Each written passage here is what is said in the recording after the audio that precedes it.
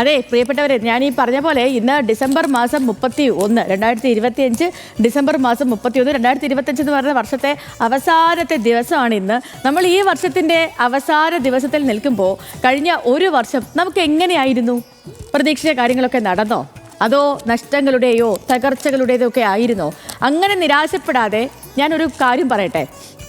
അതായത് വർഷം 1914 അപ്പോൾ ഇതുപോലൊരു ഡിസംബറിലെ തണുപ്പുള്ള രാത്രി ലോക പ്രശസ്ത ശാസ്ത്രജ്ഞൻ തോമസ് ആൽവ എഡിസന്റെ ന്യൂ ജേഴ്സിയിലുള്ള ഒരു കൂറ്റൻ പരീക്ഷണശാലയിൽ ഒരു തീപിടുത്തം ഉണ്ടായി.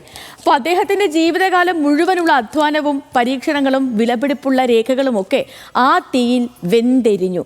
അഗ്നിശമന സേനയ്ക്ക് പോലും ആ തീ അണയ്ക്കാൻ കഴിഞ്ഞില്ല. അന്ന് എഡിസന് 67 വയസ്സുണ്ട്. എല്ലാം കത്തിയിരിക്കുന്നത് നോക്കി നിൽക്കുന്ന എഡിസന്റെ അടുത്തേക്ക് മകൻ ചാൾസ് ഓടി വന്നു. തൻ്റെ പിതാവിൻ്റെ മാനസികാവസ്ഥ ഓർത്ത് അവൻ വല്ലാതെ പേടിച്ചു. പക്ഷേ മകനെ അത്ഭുതപ്പെടുത്തിക്കൊണ്ട് എഡിസൺ ശാന്തനായി പറഞ്ഞു, വേഗം പോയി നിന്റെ അമ്മയെയും കൂട്ടുകാരെയും വിളിച്ചുകൊണ്ട് വരൂ എന്ന്. ഇതുപോലൊരു തീപിടുത്തം അവർക്കിനി കാണാൻ കിട്ടില്ല എന്ന്. മകനപ്പോൾ സ്തബ്ധനായിപ്പോയി. അച്ഛൻ എന്തോ ഭ്രാന്ത് പറയുകയാണോ എന്ന് പോലും അവൻ ചിന്തിച്ചു. പിറ്റേ ദിവസം രാവിലെ വെന്തു ചാമ്പലായ തൻ്റെ സ്വപ്നങ്ങൾക്ക് മുന്നിൽ നിന്ന് എഡിസൺ ഇങ്ങനെ പറഞ്ഞു, അതായത് ദുരന്തങ്ങൾക്ക് ഒരു വലിയ ഗുണമുണ്ട്. നമ്മൾ ചെയ്ത തെറ്റുകളെല്ലാം അത് കത്തിച്ചു കളയും. നമുക്ക് ഇനി പുതിയതായി തുടങ്ങാമെന്ന്. ആ തീപിടുത്തത്തിനു ശേഷം വെറും 3 ആഴ്ച കഴിഞ്ഞപ്പോൾ എഡിസൺ തൻ്റെ വിഖ്യാതമായ കണ്ടുപിടുത്തങ്ങളിലൊന്നായ ഫോണോഗ്രാഫ്, അതായത് ഗ്രാമഫോൺ, ലോകത്തിന് മുന്നിൽ അവതരിപ്പിച്ചു. ഇന്ന് ഈ കഥ ഞാൻ നിങ്ങളോട് പറയാനുള്ള കാരണം, കഴിഞ്ഞ വർഷം ചിലപ്പോൾ പ്രിയപ്പെട്ട പലതും നഷ്ടപ്പെട്ടിട്ടുണ്ടാകാം. നമ്മുടെ ജീവിതത്തിലേക്ക് പരാജയങ്ങൾ ഒരുപാട് സംഭവിച്ചിട്ടുണ്ടാകാം.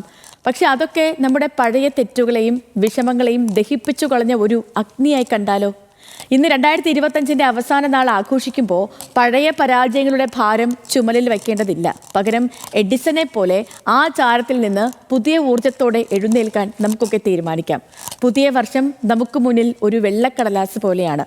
അമേരിക്കൻ സംഗീതജ്ഞനായ ബ്രോഡ് പേസ്ലിയുടെ ഒരു ക്വാട്ടുണ്ട്, tomorrow is the first blank page of a 336 page of book, write a good one. അതായത് നാളെ എന്നത് 365 പേജുകളുള്ള ഒരു പുസ്തകത്തിലെ ആദ്യത്തെ വെളുത്ത താളാണ്. അതിൽ മനോഹരമായ ഒരു കഥ എഴുതി തുടങ്ങാമെന്ന്.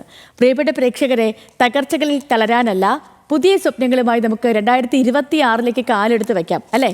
വരാനിരിക്കുന്ന വലിയ വിജയങ്ങൾക്ക് വേണ്ടി നമുക്ക് നമ്മളെ തന്നെ പാകപ്പെടുത്താം. നമ്മുടെയൊക്കെ ജീവിതത്തിൽ ഈ പറയുന്ന പോലെ കുറേ പ്രശ്നങ്ങളൊക്കെ ഉണ്ടാകും അല്ലേ? എല്ലാ മനുഷ്യർക്കും പ്രശ്നങ്ങളില്ലേ? പ്രശ്നങ്ങളില്ലാത്ത ഒരു മനുഷ്യനുമില്ല, സങ്കടങ്ങളില്ലാത്ത മനുഷ്യരില്ല.